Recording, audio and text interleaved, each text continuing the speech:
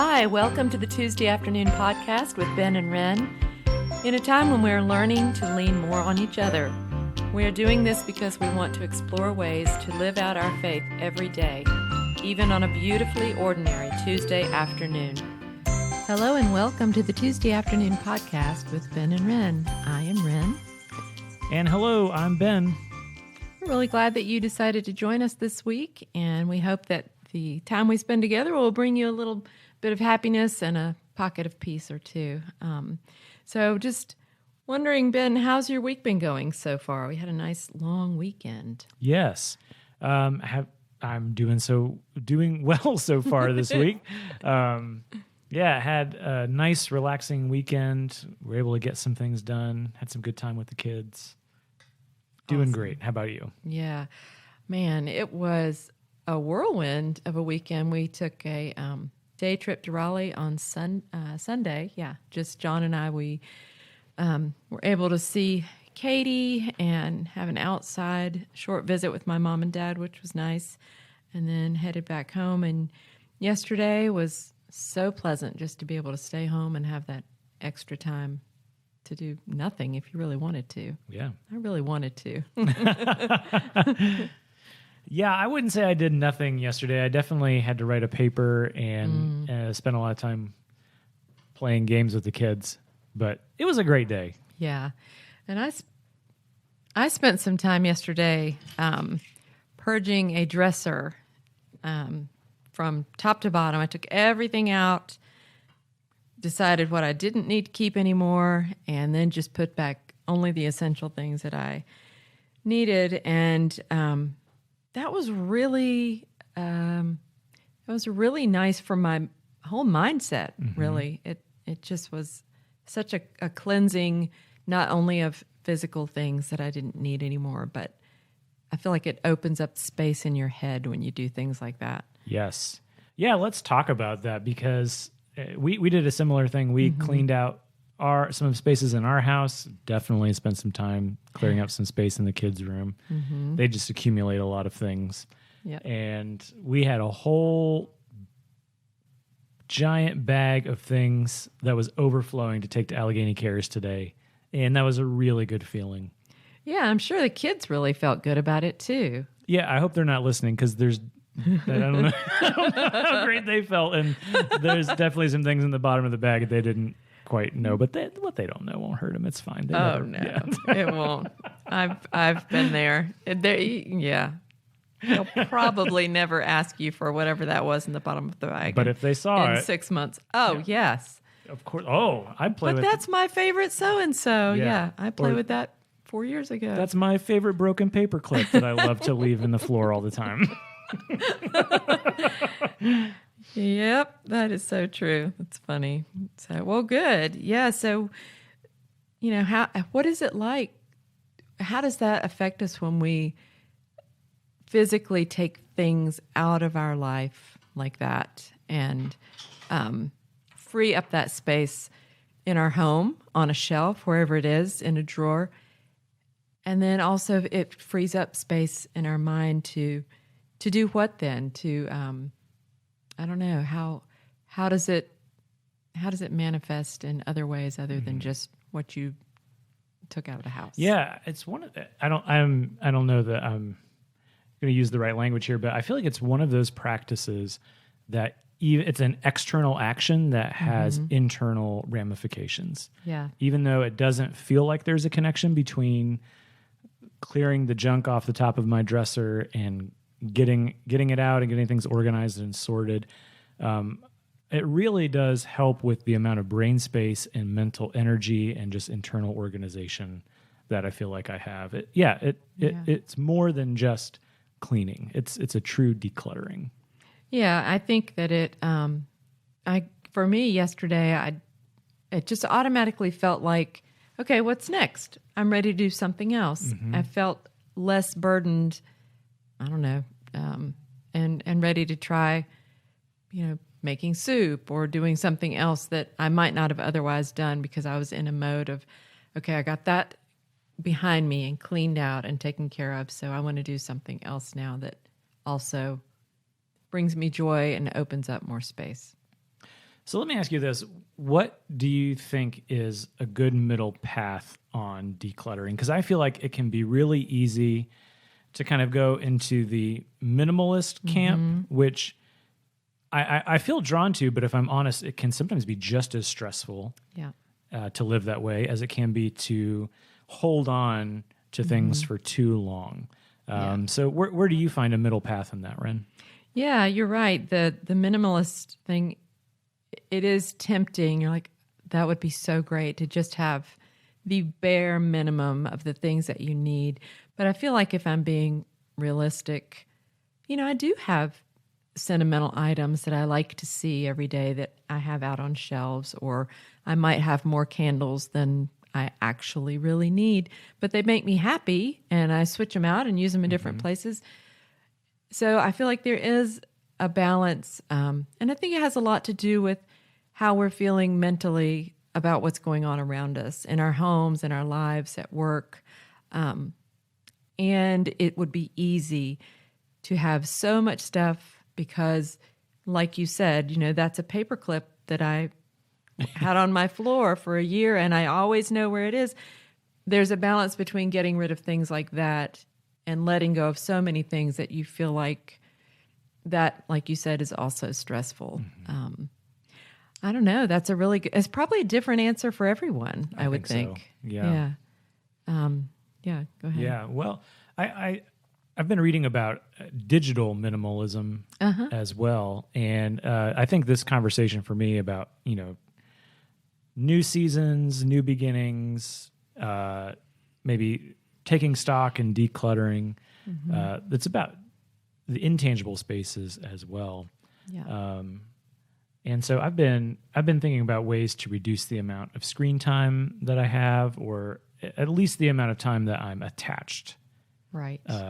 To a device, which is, I will be honest, is very hard for me. And I think that's why I need to pay attention to it, because it's difficult. Yep. It is hard to do. We have a room in our home that there is some technology in there from time to time, but it's more of a space where that's where I do my yoga, and that's where I sit on the couch in the evening and have my drink and watch the world go by, and there's no television in there or anything. And so it's good to have a physical space where it's pretty well understood that we're not going to be sitting in there working on our computer or anything. And I think if you physically say to yourself, okay, this space is where I'm going to be for an hour a day and there's no phone allowed. Once you get in a habit of that, I feel like it would come more naturally and maybe easier for some folks than others, but it is hard to separate. We've all been so conditioned to, see what's happening, or is someone texting me, or I need to send so-and-so a message real quick. And all those, let me do that real quicks add up in a hurry. Yeah. And it's especially hard when, my job doesn't really have like a 9 to 5 attached to it. It's just kind of spread throughout all of time and space. So, so it's important to find those boundaries and to set them. Yeah. It's part of those little things that add up into big things. Exactly. And those are important to pay attention to. Yeah. And it's more difficult for folks that are super giving of their time naturally. Not that I'm saying I'm not necessarily one of those people. I feel like I'm generous, but I feel like I've gotten pretty good at setting boundaries for myself as far as, I don't really want to talk on the phone after 8 o'clock at night. Or if I bring my things home from school so that I can Zoom from home one day, at the end of the day, I have to put everything from school in the trunk of my car, not even in the back seat. I can't see it. Nice. That's how I separate. Yep.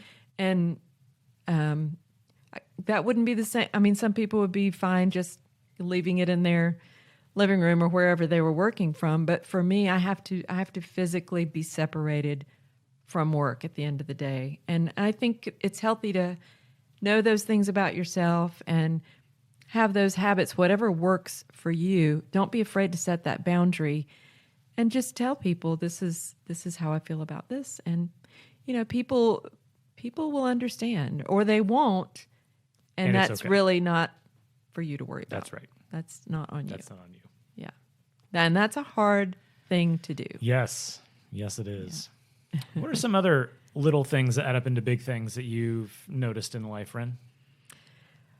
Gosh, I have noticed that when I go for walks out in the sunshine, that it changes my day for the better every single time, whether it's cold or warm. And when I get home, the difference is I'm a nicer person. And on the days that it's too cold or it's raining or whatever, and I have the treadmill, which I use, but it's not the same. It's not the same as being outside in the world and listening to the birds sing and just seeing the blue sky and feeling like you are so small and this world is so huge. Makes such a difference. That's one of the things that I really notice a lot. And I feel like I tend to notice little things more when I take myself out of my home environment, if that makes sense. Yeah, because that's where you're comfortable. And so Yeah. we have to get out of those comfortable That's spaces true. Yeah, to absolutely. gain perspective. Yeah, that is true. What about you?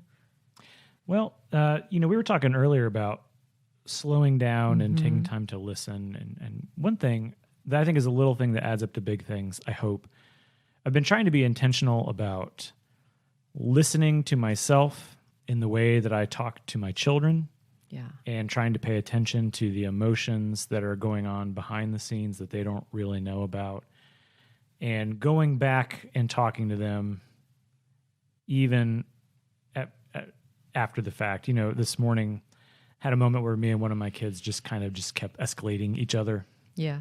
Yep. and having to go back later and say, Dad's kind of up here today, and this is these are Yeah. the things that are in my life, and apologizing, but also talking about what was important in that moment. And sometimes my kids look at me with big eyes and I don't understand anything that you're saying, but I still think it's important to have those conversations, to show that I'm human, and I don't know. I hope that teaches them to listen to themselves too, and be able to separate Yeah. their intense reactions from maybe not what's going on in the moment, but what's going on in the background. Yeah. Yeah. It gives them a broader perspective, and it helps them to see you as a human person rather than just my dad. Yep. And I recall many times doing the same things with my kids, going back and, well, let me just think about what I said, what was my tone of voice, and maybe I need to revisit and talk to so-and-so. And, our oldest, I think that he appreciated that, but then our kids are all so different. And sometimes I would just get this look like, I've moved past that. Why are you talking about this again? Yeah. I get that look too. But if it made me feel better and it's not harming them at all, and I think those little things add up over time, and kids do. If you do it often enough, it does sink in, whether you think they're really paying attention or not. I have found that to be absolutely true. That's good to hear. That's true. good news. Yeah, mostly the good things stick with them. Yeah. But, That's good. Yeah, because, in times like these, it's so easy to get something in the mail that stresses you out, and then get an email on your phone that stresses you out, and then something on your to-do list you remember that stresses you out, and then your child does something that's been driving you crazy, but you just can't handle it for the 13th time. Yeah. And boom, there it is. And Yeah. it takes a while to process that and reverse engineer it. Yeah, it does. And it lets them know that you are human and you are real, and stress is okay, and revisiting it like you do helps them to know that you care, and you make mistakes and you own up to them, and you move forward. Yes. And just for the sake of integrity, I want to make sure I say I revisit those conversations sometimes. Sometimes. That Those is are good fair. days. That is very fair. Yeah. Oh, yeah. And sometimes we go sit in our closet and have a good cry. That's coming from a mother who's Yes. been there and done that too. So it's all good. Especially this year. Oh my goodness, I can't even imagine raising small children right now. I have so much respect for you all that are doing that right now. It must be very difficult. It's an adventure. It's an adventure. Well, as long as you look at it that way, in good shape. On the good days. So let's talk about some signs that we might have seen. I don't know. It could be over the last few days or at some point where you think, I stopped for whatever reason in this moment, and here's what happened to make me realize, wow, what if I hadn't stopped and hadn't noticed whatever it was? I'm thinking about something that happened Sunday, actually, when we were in Raleigh and we had visited my mom and dad. So we were driving through their neighborhood to get to their house, and there's a house on the corner up the street from them where a friend of mine lived when I was a teenager. I spent so much time at her house, and she was always at my house. Well, her family has long since moved away from that house, but that's always been their house, And as we were driving through the neighborhood, looked over, and the house had been completely leveled, nothing but a pile of dirt. And it just really floored me. I wasn't expecting that, and it made me really sad. And I was talking to my mom about it, and they were explaining how it all went and how just one day's time, the bulldozers just took it all out. And so on our way back out of the neighborhood, I just said to John, like, could you just pull over at the house? I just feel like I need to take a minute.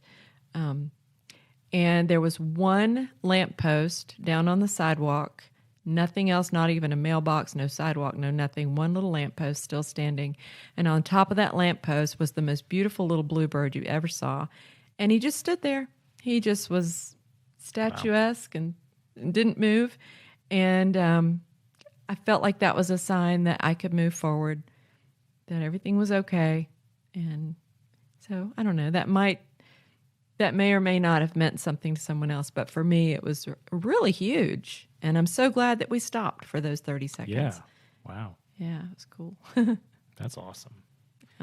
Yeah, it's important to stop and pay attention and breathe. Yes. And see what is around.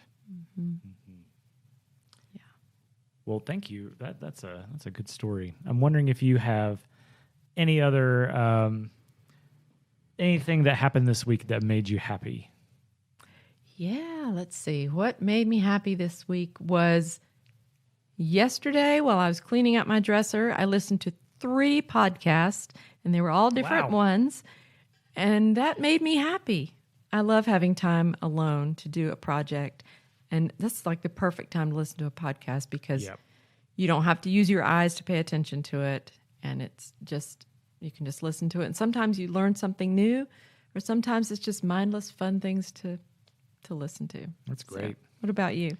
Well, Kyle and I, we typically watch an episode of something in the evening, and we've been watching The Queen's Gambit, which is a great show on Netflix, but super heavy. I tend to not like heavy things as much. So we've been bouncing that out with watching Jeopardy on Netflix.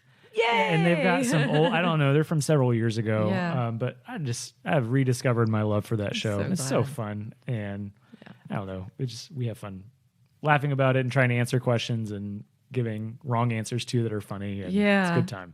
Yeah, I watched 2 episodes last night myself. Jeopardy is a slippery slope if you like that sort of thing. Yeah. Because I think, like I mentioned a few weeks ago, I watched 6 episodes one night before I even realized it. I believe it. And it was just, but that, you're watching Jeopardy. Hey, you learn something. It's good. Alex teaches me something every time. So, let's see. Happy songs. Do you have a happy song today? So the lyrics are sad, but the song makes me happy. It's called Half Your Love by Bahamas. Okay. Just kind of discovered that guy and his music this weekend, and like a lot of the songs, but that's the one I'll choose. That was a good one. What type of music is that, would you say?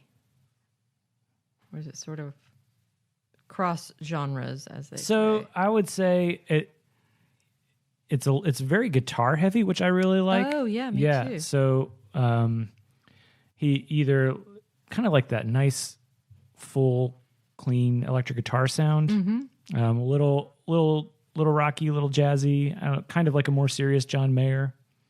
Oh, I really like John Mayer. John Mayer is a guilty pleasure listen for me. So Yeah. yeah, you might like it. Yeah. His Room for Squares album is one of my favorite albums of all time. Yes. I can listen to the whole thing. And That was a good one. okay. So my song for this week is Turn, Turn, Turn by the Byrds. Yeah. And I just felt like it's a new beginning. There are lots of new beginnings this week. It's a new year, lots of new beginnings. And so I just felt like that was a good song to help celebrate those small things that you notice and things that lead us to bigger things in our lives. And yeah, It's a good song for new beginnings. I think so. So thank you for being with us this week. And would you like to lead us out in a short prayer this afternoon? Yes. Okay, great. God, as we go into new months and new years and new seasons, may we look for you and listen for where you're leading us. May we walk in your love, and may we invite everyone we come in contact with along for the journey. We ask this in the way of Jesus. Amen. Amen. Thank you.